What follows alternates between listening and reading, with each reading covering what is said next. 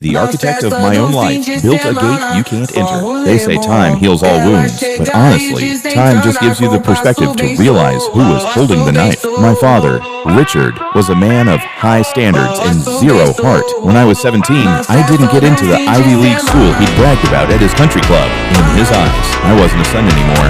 I was a bad investment. He sat me down in his mahogany row office, handed me a check for $500, and told me that since I couldn't uphold the family legacy, I was no longer welcome to the family resources.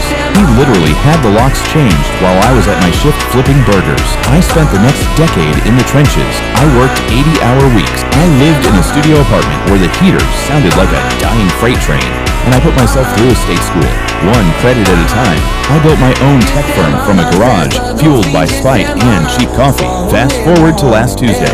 My company just went public, the biggest IPO in the sector this year. My face was all over the news, and like clockwork, there's a package at my front desk. It's an expensive bottle of scotch and a handwritten note from Richard. He wrote, "I always knew that tough love would be the making of you, son.